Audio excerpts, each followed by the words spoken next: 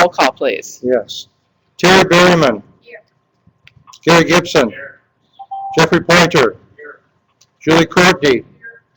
Darcy Buckles. Michael Williams. Kathy Day. Janet Vertel. Jennifer Toll here for me and Kathy Day. I thought Kathy would be on here, but she might be using She is on the that. roll. Oh, okay. Tracy McDonald.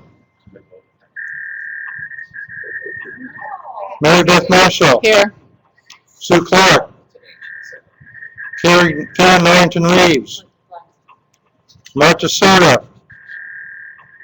Al Solis. Jennifer Stosh. Evelyn Diaz. Joanna Green. Susan Fostner. Pat Farah. LaDonna Russell. Dana Washington.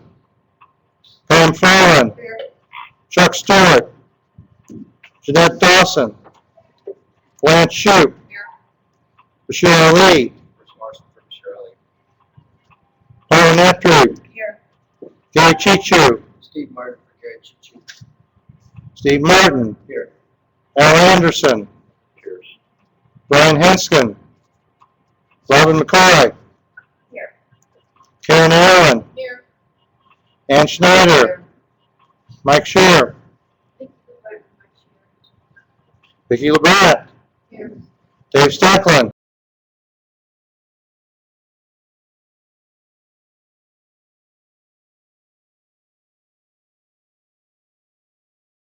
Nicholson. Kathy Loudley. Rosie Namofsky. Michelle Cerruti. Jim Murphy. Tiffany Collins. She's here.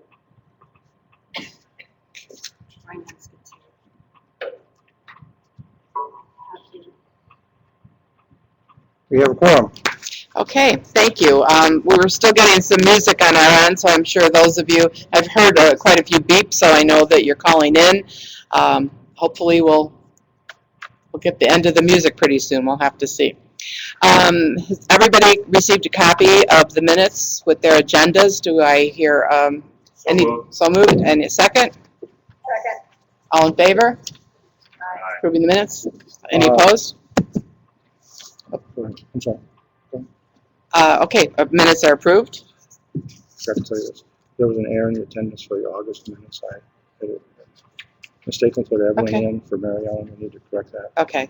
We do have an updated directory, and the minutes will be reflected to show the change in the Chicago Workforce Board from Mary Ellen Karen to Evelyn Diaz in the minutes This was for August. for the August For the minutes. August. Okay, thank you, Bill. Thank you. All right, we welcome Becky and Jerry from DCEO, and I know we submitted some questions, and Jerry also has some information on the resource room to share.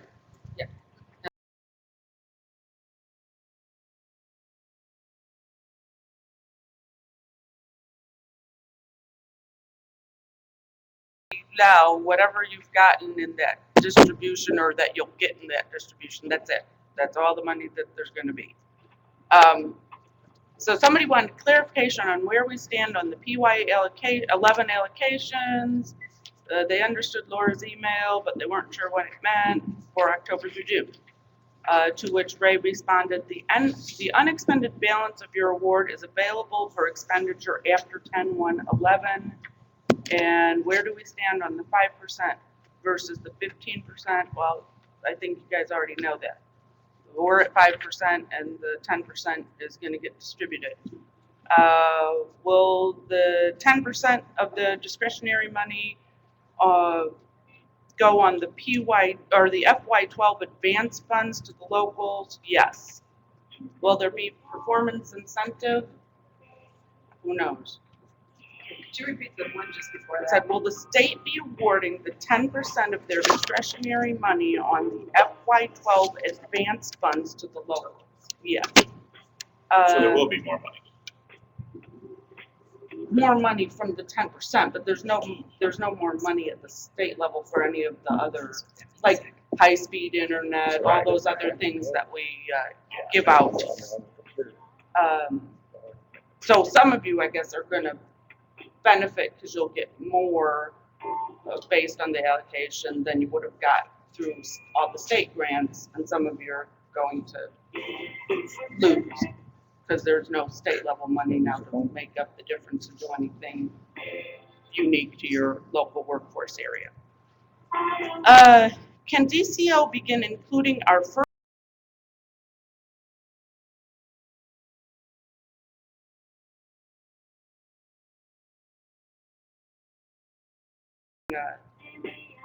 the money? And then we had a specific question about the TEGL that came out from DOL this week on the annual report narrative and the ROI elements in it, and Jerry was going to address that answer. Yeah, I had just noted that each year the annual report includes information on the cost of workforce investment activities relative to the effect of the activities on the performance of participants, which is a requirement of the annual report narrative.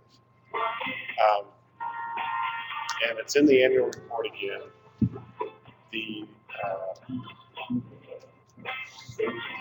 What's in there includes a discussion that describes the methodology used to calculate a cost per participant by each funding stream, adult, dislocated worker, and youth, and applying the cost per participant to the actual performance outcomes to calculate a cost per outcome. And this is one of the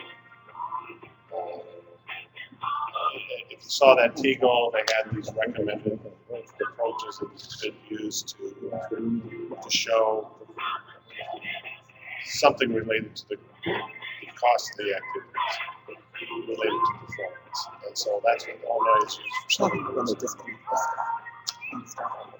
For the earnings measures, it shows it as return on investment.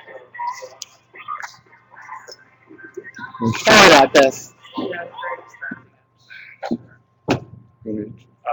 We showed it Again, for the earnings measure, it shows it as we show it as an ROI, where we take the cost per participant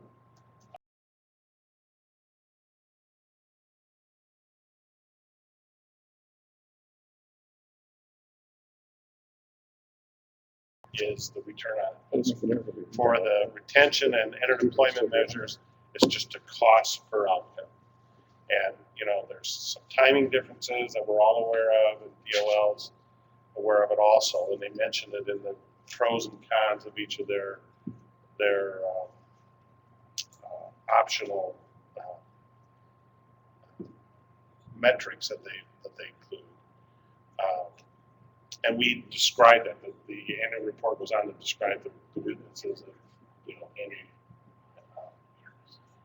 discussion of return on investment using this performance data. So, and that's basically what we've done every year. I know it came out in the TEGL, but it wasn't new. It's something that's been around each year, and you know, DOL sends it out on a timely basis just before we push the button to send this report to them. So, if somebody wasn't aware of this, they'd be scrambling, I'm sure. So. Jared, because of all the distractions, can you send that out to us by chance, that explanation? Sure. Can we get that explained and sent out? And again, there's a lot of people that aren't here, and I'm not sure how many could hear it all. So I think that'd be very helpful. Okay. Thank you. And you will, if you look at the annual report, even last year's or this year's or whatever, there's a whole section in there that describes it. There's a table there that shows the calculations. But I could pick through from the distractions there. I think it was easier to understand when you explained it. Sure. Thank you. Are you going to go over the resource? Yes. Would you mind sitting down here, because we have a speaker here that folks can listen through their computer? Only if you keep your hands off me. Did y'all hear that? Is there a steering wheel?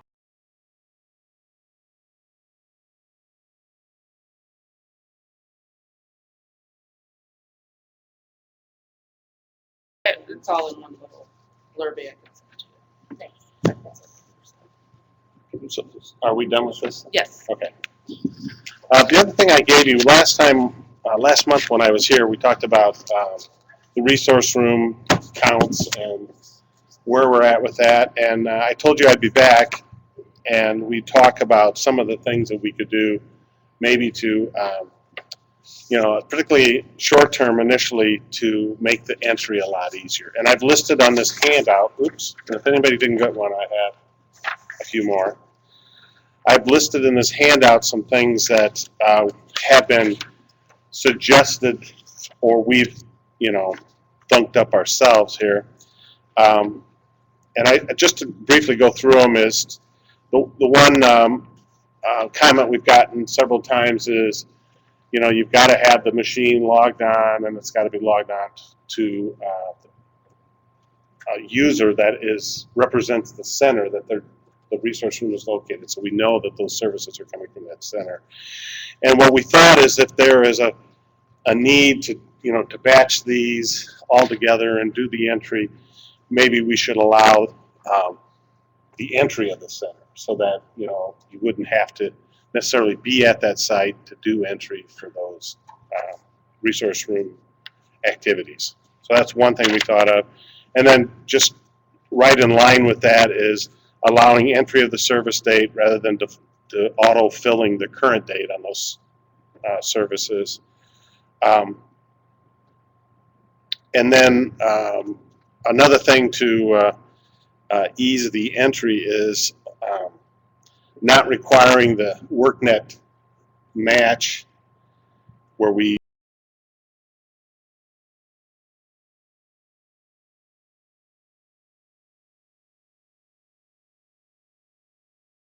we thought might speed the process as you're doing entry in the system. And then the last thing that we had thought of, which has been suggested before, is to create a little import for Excel spreadsheet. So if you're batching them, because you can't have someone full-time doing this entry while people are there, or particularly if you have a large crowd, that we've talked about with other people, and you want to just put them all in at once later, a spreadsheet import allowing that function. So those are some of the things we thought we could begin with, unless anybody had any real objections to those, and start along those lines. And then the other things we talked about, Dave mentioned last time that Missouri has got some project that they're doing. I tried to do a little bit of research yesterday on the net. I couldn't find anything on it. But following up to see what other states are doing in terms of resource room recording of activities, and what we might copy and steal from them to, speed up the process. And then there will be, I'm sure, some follow-up on or with the IDES DCO integration project. Where we're trying to integrate WorkNet and IJL and make that a seamless customer experience. And beyond that, they're also looking at integrating some of the case management activity and functions, easing some of the burden of going through IBIS, finding another way, so we don't have to have 3 or 4 sign-ons to get into that operation. So all of those are in the mix with this integration project. And so whatever comes out of that may impact, what we're doing in the resource room. Hopefully it will, because of the whole idea of the one-stop, and all the partners should be there and should be involved. So those are the things we're thinking of right now. Again, the top group and any others that you might suggest, we're going to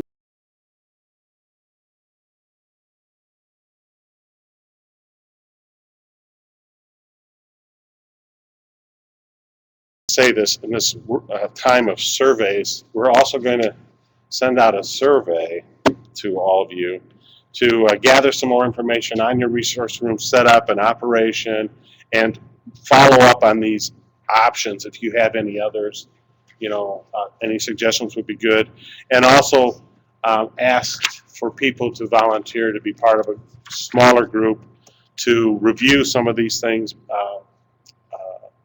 help brainstorm some other things we might do. And we'll solicit participation in that survey as well. So And then finally, if you have any comments or suggestions, my email address is there, my snail mail address is there. Feel free to let me know. And you'll see the survey here in the next few weeks. So, and we'll let you know about the progress of our first 4 dot points and getting the system changes for those. And if you have any comments on those, please, let me know right away. The other thing I wanted to go over is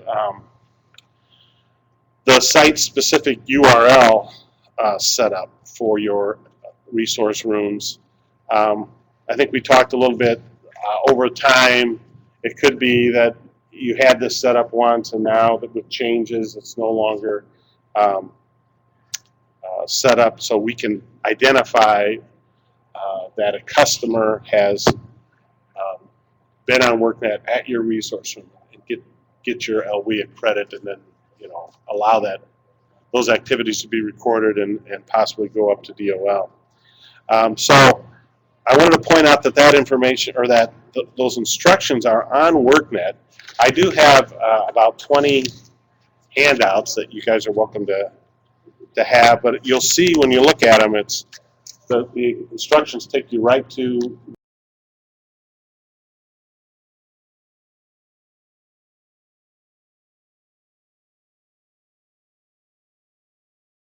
or just leave them up here, or whatever you want to do. If you already have it, you really don't need it, but it's on WorkNet, and I'm sorry if I run out before it gets to the end. I will send both of these to Maribeth, and she can pass them on to the people that are on the conference call and anyone who didn't get one. So, any questions? Sue Clark from DuPage put this together with response from 16 of the workforce areas regarding resource room attendance by quarter. And this was something we'd kind of like to look at just as we're looking at ROI across 3 years, so you have some type of trend analysis. We would like to look at this. So I don't know if that's incorporated in your thinking with regards to the enhancements, or if this is something that you can add. Right. I mean, I really didn't address reports coming out, but it's certainly, something we can add if we don't have it already. I know that Jonathan is not here. He had asked for an annual report, just to get the annual data, and all we've got in a report is quarterly data. But I think this is not going to be a problem. We can address this. Yeah. And one of the things that kind of came up when I was talking with Jeannie Kitchens, just even on the Illinois WorkNet usage site, is that when you're just looking at participation as a raw number, it gets skewed because each area has a different population. So if we can look at it as a percent of, it kind of equals the playing field. So I think that would be helpful, depending on, it's just another way to look at the data. So I think that would be helpful if we're trying to capture things in a new way. Yes. Yeah, that should be a problem. Okay, great. Sharon, Mm-hmm. I'll get somebody from St. Louis City to give you more information on that.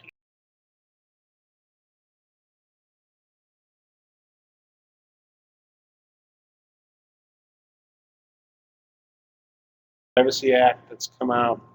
I mean, even the driver's license is secure information, and it's combined with the name. So we still have to be careful with that. It's not as bad as social security number, but it's still. I don't think they actually take the driver's license number. I think they use it because it is a bona fide state ID and use information there to do the registration. I don't think they enter that. So I could be wrong, but I'll get some info. Okay. Jared, Mm-hmm. would you look to how the customers are counted, what criteria you use to determine call letter? Could you give us a description of how customers are counted? In other words, give us the frequency with which determines a unique customer or a repeat customer. How you differentiate between total visitors and unique visitors. Right. Unique visitors are identified, as customers are added, and they provide enough information that they can be identified as unique, which is particularly the social security number. Then you know, we can, if someone comes 4 times in a month, but it's the same person, he's going to show up as 4 times in the total customer visitors, but 1 time in the unique is what I'm So he's not duplicated he is duplicated within the month. Now it becomes in the total. 4 times a week. Is he going to show 4 visits? Yes, So it's by day. yeah, it's by day. He can have 100 in a day, but it's 1 time that day. One per day. Yeah. And we could, I mean, you know, we could think of other ways to display.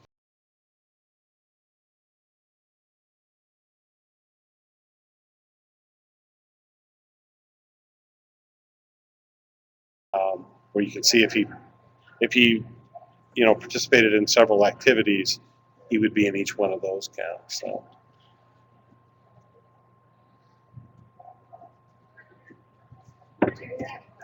Really loud, Robin, because On this resource room usage page, the first couple of bullets,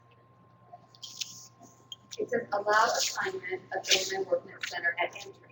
Now, when people enter my center, they're swiping their card, and I think that goes to IWDS, Right. not Illinois WorkNet, correct? Right. Okay, so then when they go into the resource room, they actually sign on to Illinois WorkNet, and our URL is set Right. to our center site. Is that gonna change? Are these two systems No. gonna talk to each other? Yes, they do talk to each other now. can you kind of repeat the question? Yeah, the question was, if someone comes into the WorkNet Center and they swipe their card, they're counted in IWDS as a visitor. And if they get onto Illinois WorkNet, then they're counted in there. So, you know, that's not going to change. In fact, when we report that to DOL, we unduplicate those counts. And as a, you know, universal customer, self-service customer, they get counted 1 time. So now, the whole autofill, what does that mean? Well, right now, whenever the entry is done, if you're familiar with the resource room entry, there's no place for service date. It's whatever the current date is. It assumes that everybody's coming in that day, you know, swiping their card or keying in their name or getting a new customer assignment, and the resource room person is putting it in that day. And so, you know, one of the weaknesses of it is that sometimes it can't.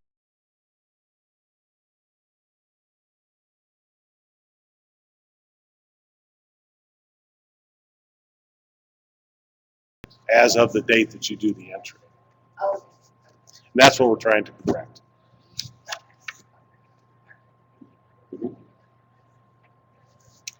Dave? And question going back to funding, are we going to get some sort of notice of fund availability for October 1 through the end of the continuing resolution? I'll check, right. A follow-up to that, is this gonna be another one of those issues where we can only spend so much money during that period of time and? Email me. Just email Ray, your copy. Okay. Because he's gonna have to put out Okay. however Yeah, it's gonna work. I mean, Laura we're was already supposed to starting go over like, you know, a couple of weeks into this, so we're not sure what we're supposed to be doing at this point. it. Okay, yeah. There was an additional question from somebody at home about, are you working on that 10% and an allocation process that'll go out to the locals? And do you know when that dollar figure would be available? No, email me. Ray is working on it. Okay. I mean, so it's gonna go through Ray and Laura, as far as putting it together and, you know, getting the money out, getting a notice or however they're gonna do it. So, But there's no particular time frame that you're trying to work in, or that you? Ray may be working on the Okay. time frame. He's not here. He's on vacation.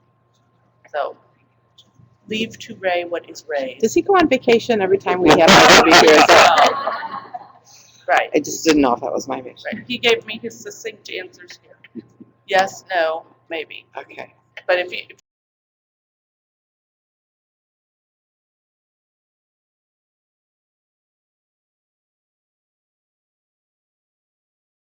Anything else for Becky or Jerry? right, thank you very much. Thank you. Thank you. Good luck getting out of the room with the crowd that it seems to amassed outside there, so, yes. All right, the question is, do we want to try the conference call again? Let's see what they're playing, if it's good around. Let's just give it a try and see. All right, for those of you viewing and trying to listen at home, we're going to attempt to get the conference call going again, and hopefully without music accompaniment this time. But if we do have the music again, we'll disconnect.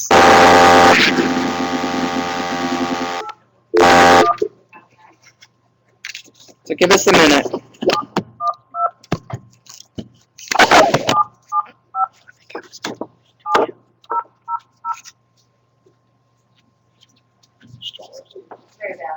Yes.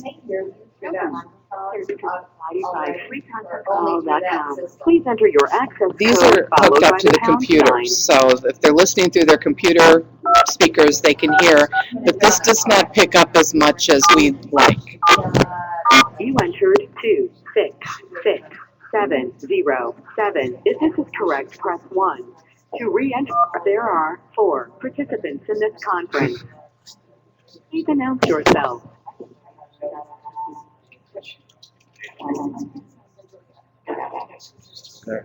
The music is still there.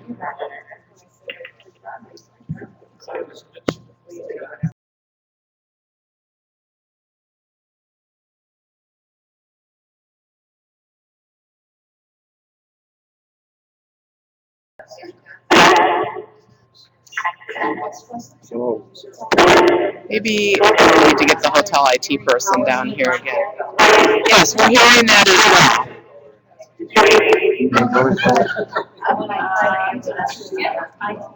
I don't know if it's picking up interference. It's worked fine yesterday, yes.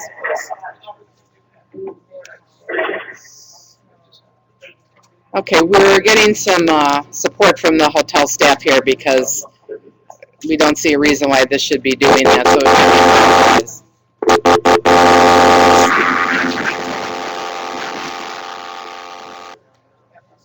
Sorry about that for you folks hanging in there with us. This is a microphone too, so it's picking up all that sound. Can that be moved over, Tad? or- Sure, that can be moved, absolutely. Move it even further down, because it should. Oh, I guess. Try the number again. Was there something disconnected? Well, we're trying to get the interference out of the way. Where's that number?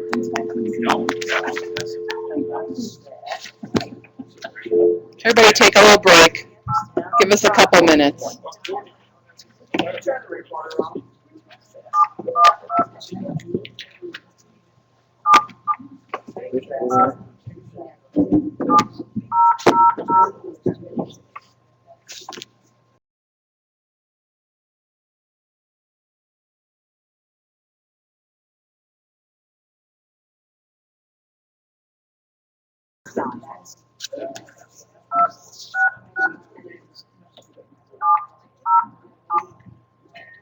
You entered 26660.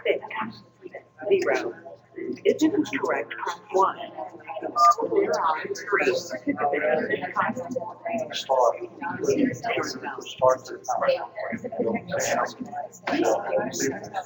conference. How are we doing, Steve?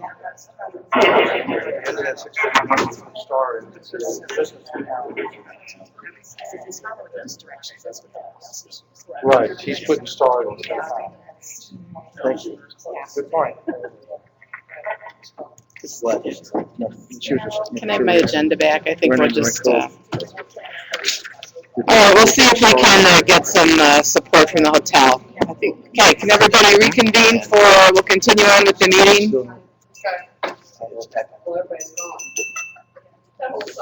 That's okay. Just a couple of comments. Basically, last meeting we talked about asking your local chambers of commerce and business organizations to sign on to the NAWB support page, and quite a few of you have. We did send a letter to Doug Whitley at the Illinois State Chamber, and we'll follow up with him with the phone call. And again, we just try to continue that outreach to the businesses, and we'll work with trying to get a good showing from Illinois on that website. The 2012 meeting schedule will be out next week. Bill is just finishing up confirmations with the hotel in Chicago. It looks like we will be probably back at the Avenue Crown Plaza. All the rates from the Hilton hotels seem to be kind of high, so Bill will be following up with that.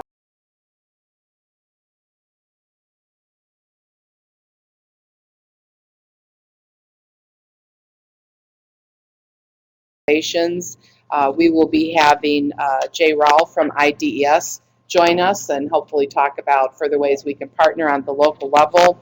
The Chicago Jobs Council will be there talking about their community forums. They have completed them, and there is, you can look on their website, and they do have their completed papers on there regarding all the forums they did throughout Illinois. And we'll also be hearing from EDSI on some work that they're doing in a lot of states, including Illinois, and working with incumbent worker training. So we look forward to that. And also Byron will be there from DOL Region 5. So we'll get that agenda out towards the end of October. I wanted to thank everybody for getting me all the information I needed to give to IDES for the Illinois Job Link training. That was really, it was a lot of back and forth. It needed to happen in a short amount of time. I know that they will be contacting me next week after all the training is over because they will need further information to give people passwords who were not at the training, and I'm not really sure even those passwords that you were given at the training will be your permanent ones. So I believe the last I heard, the Illinois Job Link system was going to go live October 22nd at 12:01. So I think the folks that have gone to the training think that the system has a lot of value for the job seeker, and we look forward to becoming more familiar with not only that portion of it, but as the reports become available, I think that's going to give us a lot of really good data on what's going on in our areas. So that's it for President's comments. We'll move on to the Secretary.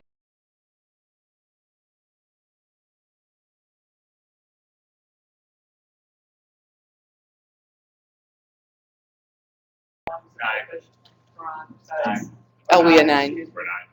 And then the other one is just a proxy, Ray Bentley, Robert Shelby. Yeah. And he was serious. And there's your other one. You got two different speakers. I think I'm going to have to ask everybody to come up for their reports because obviously the folks at home can't hear you without our speakerphone working. So, Do you want me to? sure, why don't you do that? We will master this technology. Just Before it masters us. just before it changes again. We'll get the hang of this. So. And this is the speaker? There's a speaker on there as well as. Okay. Secretary's report, we have a couple of changes to our membership directory. Evelyn Diaz is now an official member. She's a new IWP member from LWIA 9. And Ray Bentley has joined as a proxy, and he's from LWIA 7. And the directories have been updated, both the printable and the spreadsheet, and they were emailed to everyone, I believe, on Tuesday. So, thank you. Thank you.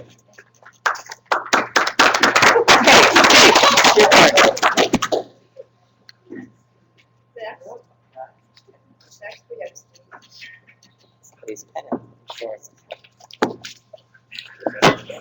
Welcome to today's treasurer's report. The news for today, okay. The fund balance for the end of September 30th, 2011 is $190,609.29. I move that the treasurer's report be accepted. Second. All in favor? Any opposed? Treasurer's report is accepted. Thank you very much.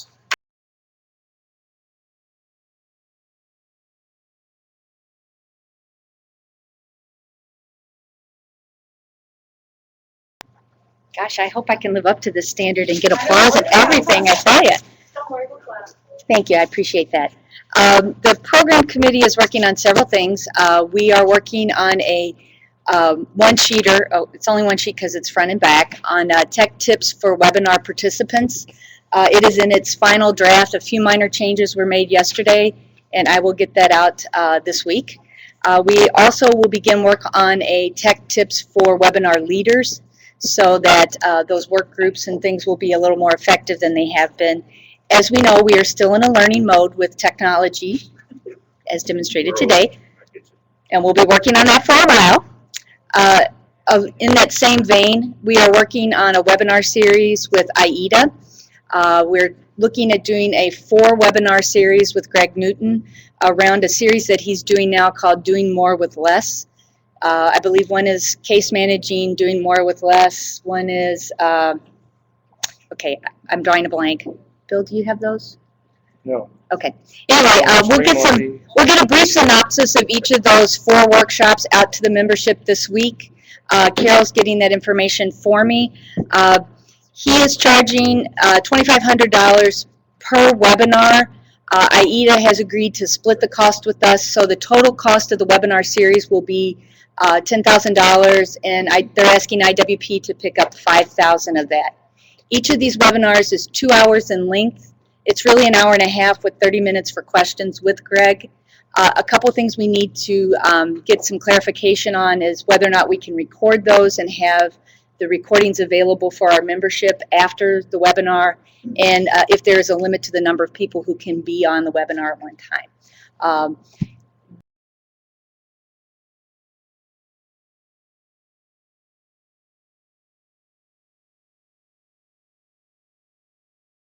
Those issues before we actually agree with Greg on that. We're hoping that we'll be able to do these in November and December. I make a motion to approve the $5,000 for the webinar series with Greg. Second. Okay, we have a first and a second on this. I'm going to ask for all in favor here in the room to say aye. Discussion. Okay, we'll have a discussion next, and then if folks have questions, if they can type them into you, or if they say yes, so we have an accurate count since we can't get the people on the phone. So The only thing I'd like within that motion is to clarify, you said you're going to get some information from Greg. From Greg, yeah. And that information is whether we can use whether we can record and then use those audio recordings afterwards, so that if there is someone who can't make it but would like to get the information, they could go on our website and download and watch the webinar. And the other one is clarification on the number of people who can be on at a time. And that may be a factor that he has, or it may be a technology issue that we have. on the latter rather than the former. Is that a make it or break it? I don't. We can't record it or we can't use it again, because I think that's where we add value for folks who can't do it that day or during that 2-hour period, that they can at least go back in and then, you know, if it's a copyright issue or something of that nature, that maybe we can get some sort of waiver that can only be used with IWP membership. we repeat his question. Yeah, we can put in the members only section. Right. So we know then that only IWP members will be allowed to view. Okay, for those of you listening from home, Dave had a question about whether or not being able to record the webinar was a deal breaker, because he feels that, and I believe most of us in this room do, that would be a real value add for our membership. Robin clarified that that is something we could put on the members only section of IWP.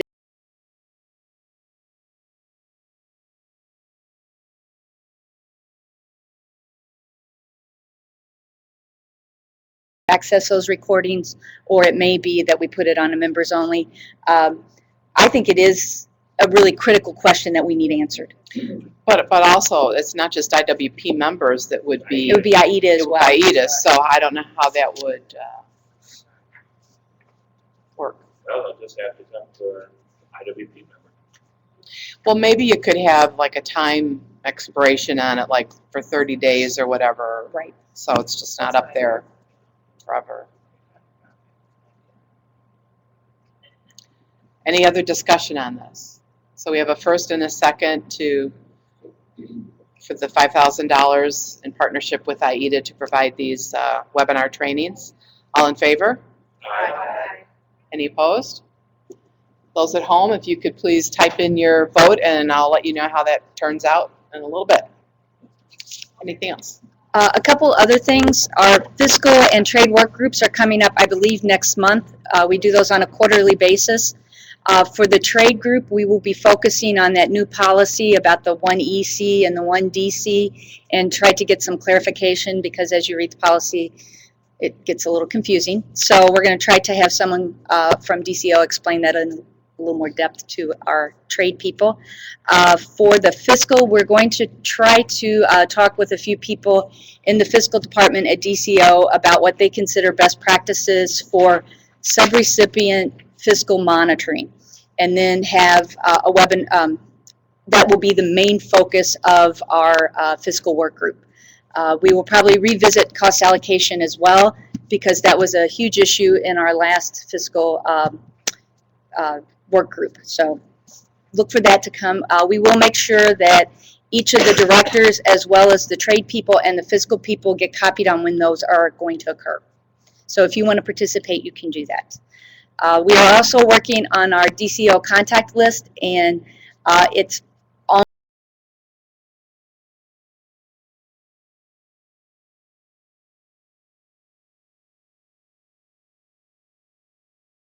And that the list is up to date, because yesterday when we were looking at it, someone pointed out that a couple of the regional program reps had just recently changed. So we're going to ask them to take a look at it and update it.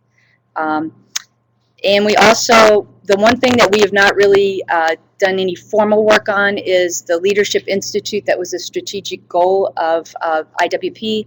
So we formed a work group yesterday to begin working on that. And that's our report. Any questions for Terry? I have one question about the fiscal and trade work groups. Who's the keeper of the email list or distribution list? Okay, Ann's question was on the trade and the fiscal work group, who was the keeper of that? Kathy Lively has been the one who has been sending out those notices, so she is probably the one who is the keeper of that list, which really probably means Tammy Kirk, but Kathy Lively. Thank you very much. All right, Pam. Break a leg, kid.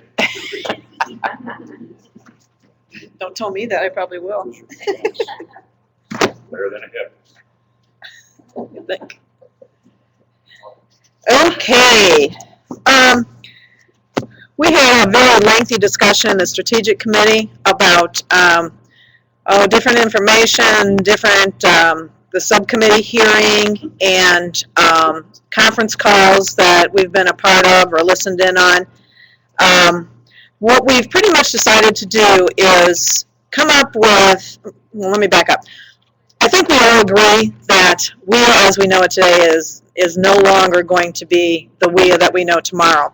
So we're looking at reinventing WIA, and we thought better coming from us at the local level than perhaps coming from congressional people.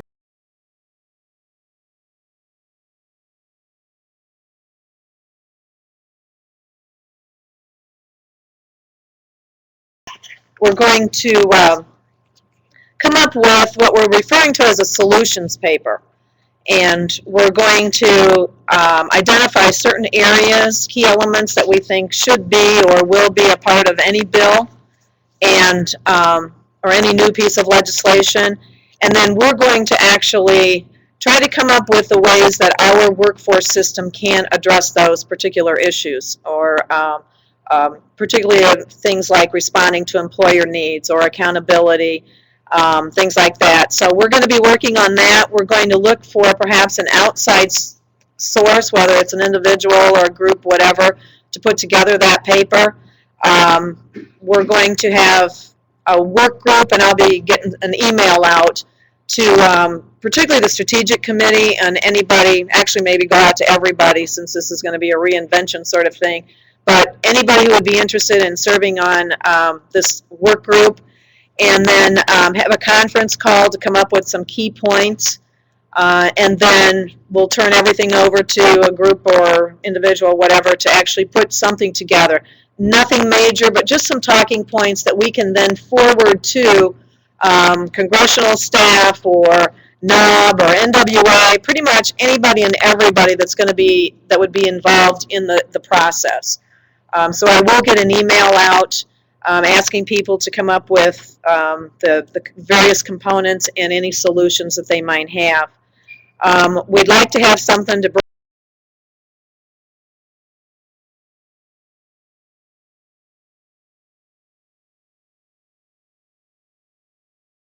later today or tomorrow, or Monday, Tuesday, whichever day, who knows? We don't know. The other thing we talked about was, I have little things moving across the table.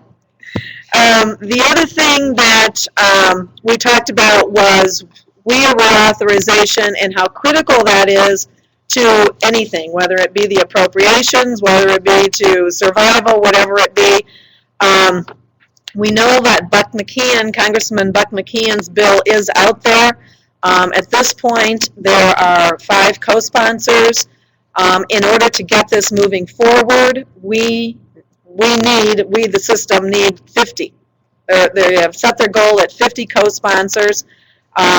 If anybody out there has any contacts with any, I would assume Republican, I don't know, I suppose Democrats would be more than welcome, but at least Republicans on there, please contact them and ask them just to sign on as a co-sponsor, because we need 50 co-sponsors to get the bill moving, to move it forward.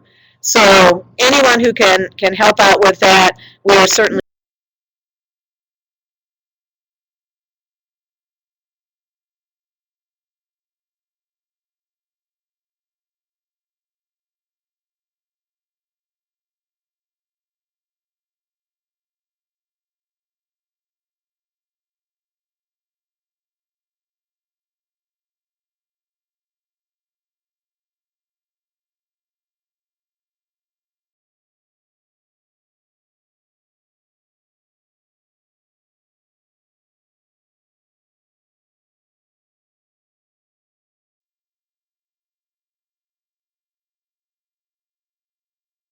include.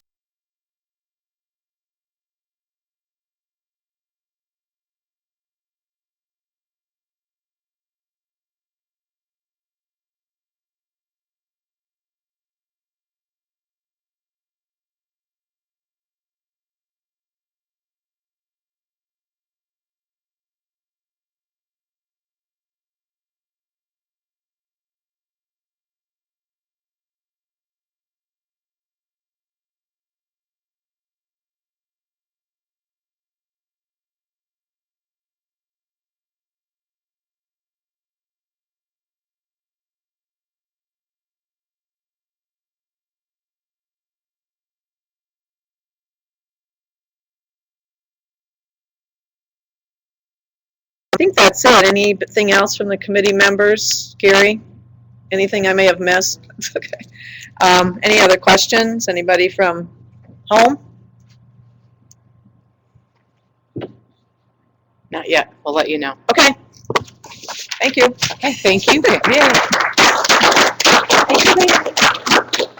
And just to let everybody know, the folks at home have voted, and so the motion passes for you, Terry. So, I'm sure information will be forthcoming. Dave? Anything from Galita, COSA, or the IWP?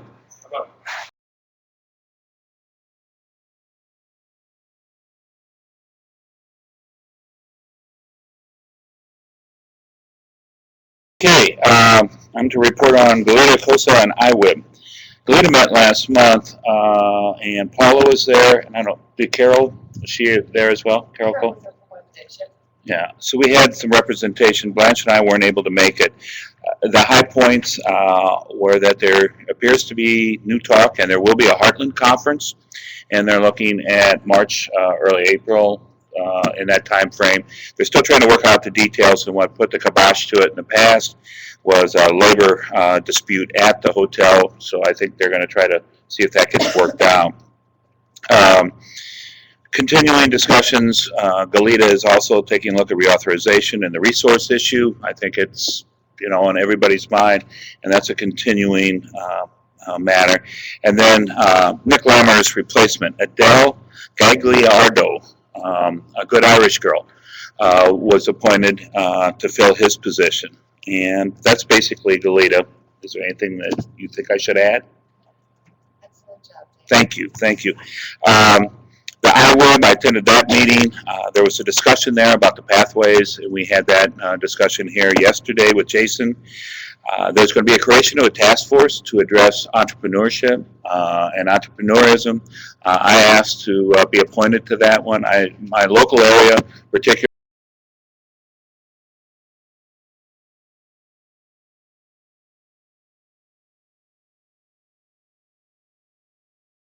from IT through ag, etc.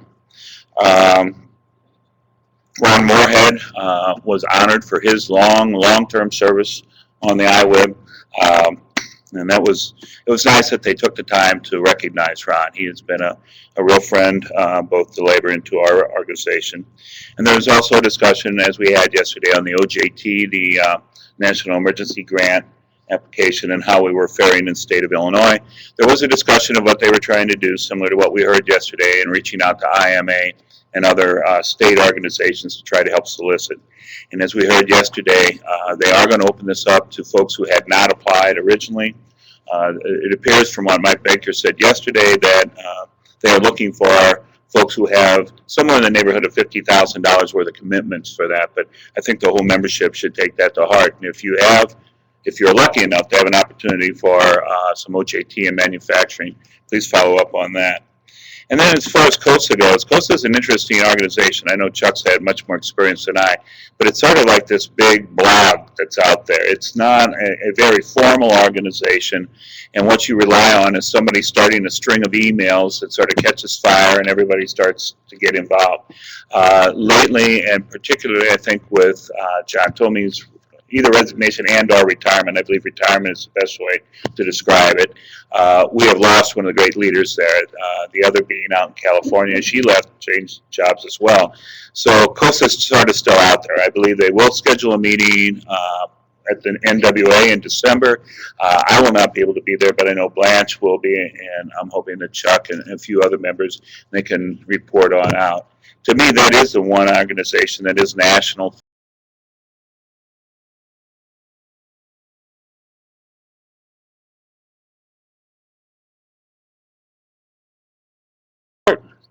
Any questions for Dave? Thank you very much. Thank you.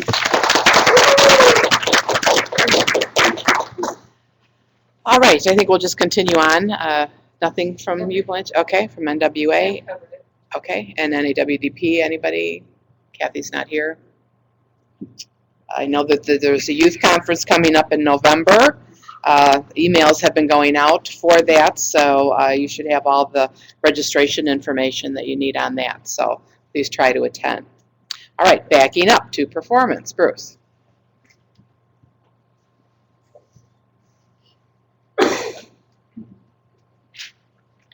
Please tell the folks that the conference call worked yesterday. Yes, yesterday we had to call in and it was very successful. We didn't have anyone playing music. There was no audio problems or anything. It went very well. So performance met yesterday, and Neely and Paula were there from DCEO to give us an update on the negotiation for the PY11 performance levels. They are not going to renegotiate with DOL. We currently have the PY10 levels are effective for performance year 11. Local areas do have the opportunity to renegotiate those levels with DCEO, and she gave us some guidance on how to do that. The Department of Labor recently issued a new TEGL on negotiating performance levels. It's TEGL 11-01 Change 1. And Neely indicated that they are going to go to DOL to try and get the adult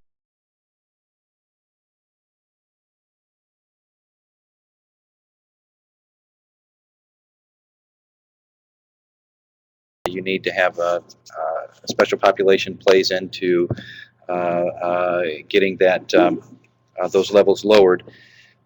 But they're just going to do it for those two measures and not renegotiate any of the other measures. Now, what they are proposing to submit are 72%, I believe, for the adult entered employment and 77% for the dislocated worker entered employment, which is a significant reduction to what we currently have. They're using the special population group of the TAA customers, and she encouraged local areas who wanted to renegotiate those two levels to use the TAA special population as a group also. Apparently the regression model is out for performance year 11. There was a lot of talk about using the regression model and entering as many barriers as you can for your customers, because that's what the regression model looks at, is the number of barriers in the population of customers that you serve. That apparently was not being used in the renegotiations. So Neely also has, even though regression isn't being used, that's what DCEO used to come up with their 72 and 77%. And each local area has a regression model percentage for your performance measures that DCEO has, and they will scan that information and email it to the local areas that request it. So if you want to see what your levels would be under the regression model, DCEO has that information, and send Neely an email, or you can email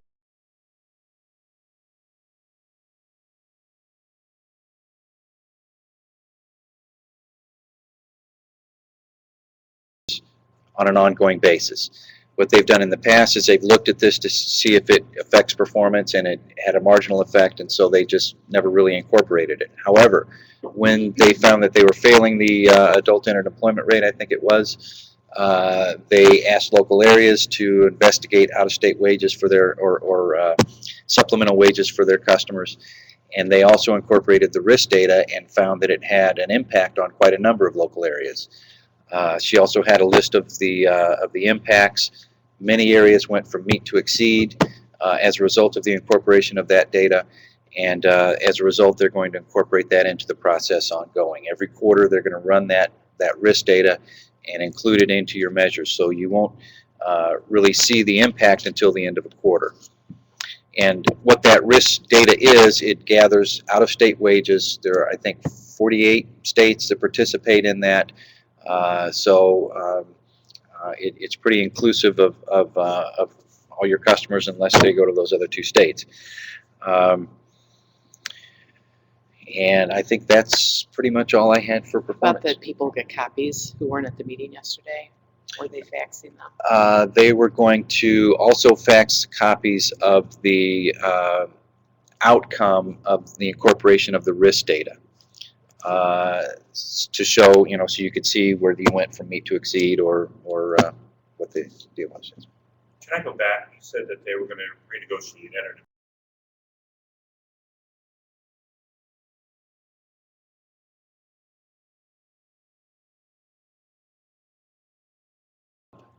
And they didn't want to go up. DOL on drugs? Want to repeat that question? The question was, DCEO is going to submit to DOL these new percentages for the entered employment rates for adult and dislocated worker, but they're not going to renegotiate any of the other measures, and Dave was asking why that was. The reason that they gave us was that if they did that, the Department of Labor would expect them to go up on those measures, and they were not wanting to do that. And they're technically not even renegotiating the entered employment rates, they're just submitting to DOL what they want to use to see if they will approve it or not. Because if they went in to renegotiate any of the levels, then they would have to raise. Thank you. I have a question about the regression model. You mentioned that it's not an option, and we're not going to use it. Is that something that the state of Illinois has to get approval from DOL for? Or I think there that was a big conversation last year to use it, and so I'm just wondering why they're not. Let's repeat the question. The question from Ann was on the regression model, and whether that was a position that DCEO was taking, or why that was not being incorporated. Neely indicated that that was from DOL, if areas were going to go to renegotiate their levels, they weren't going to be looking at regression data. They were going to be looking at 3 criteria that are identified in that TEAGL that don't really have anything to do with barriers for the people you're serving in the regression model. So that really came from the Department of Labor. And we don't know if that's going to be, reincorporated or looked at for performance year 12. But they did use the regression model to come up with the numbers that they will send up.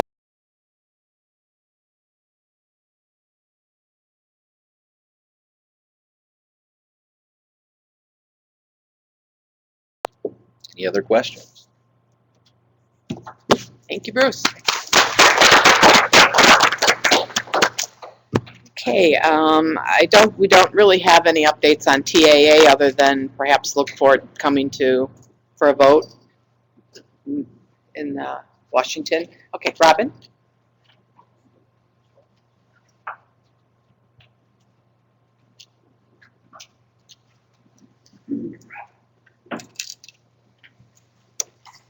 All right, thank you.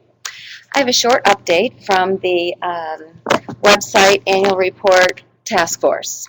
We've been meeting for the past few months. We have arrived at a theme. I think I shared that with you last month.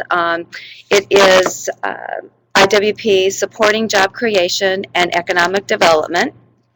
We also had our design approved for the cover, etc. We've got a shell to work with right now.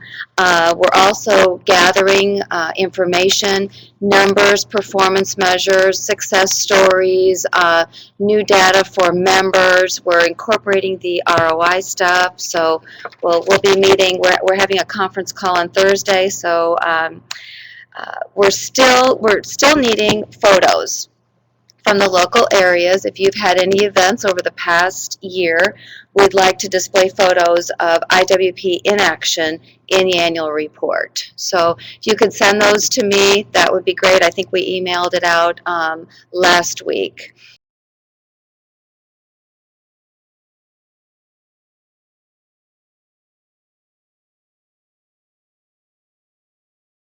It's in November, and finally go to print in December, and then we'll be ready for distribution in January.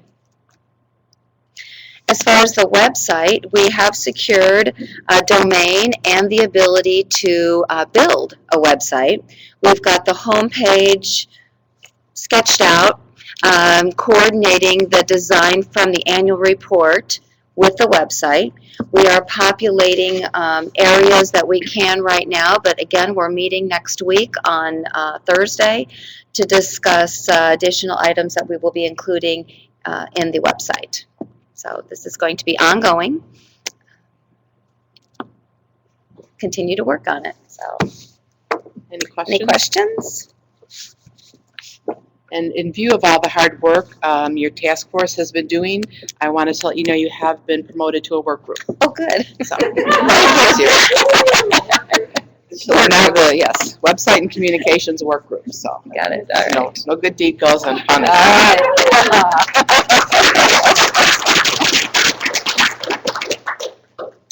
Okay, other business. Pam. I think we all got the email that Chuck, I think, sent around about Bob Sheets' wife passing away. And there was a memorial where they were asking to send any kind of donations or whatever. And I have to admit, it's a memorial near and dear to my heart. So I was going to suggest that maybe we just send a $25 donation in memory of Bob Sheets' wife, Carolyn. We passed around the card earlier to the, to get it right here, Cook Animal Humane Society.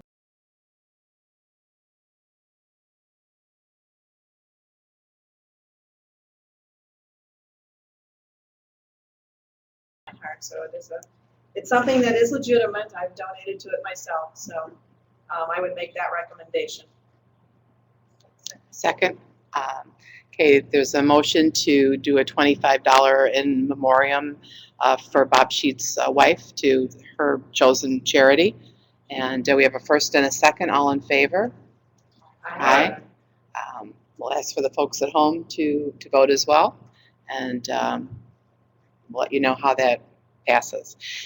I think we also wanted to talk about the, Blanche, do you want to come up and talk about it?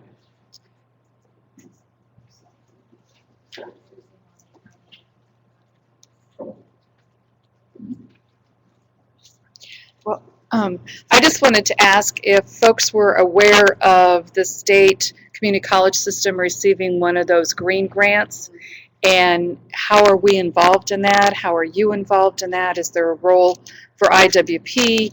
Where can we get an executive summary? Just trying to find out kind of what the next steps might be.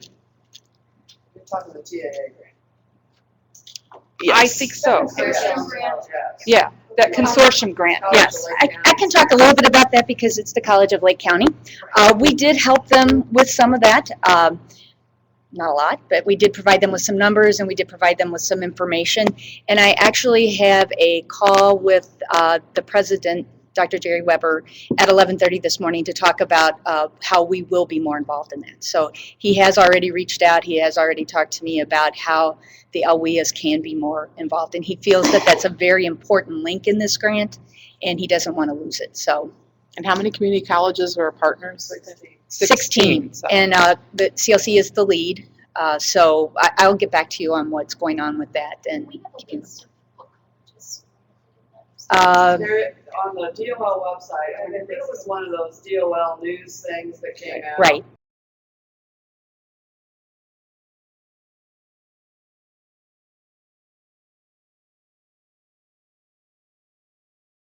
On a consortium that already exists for green jobs and green economy.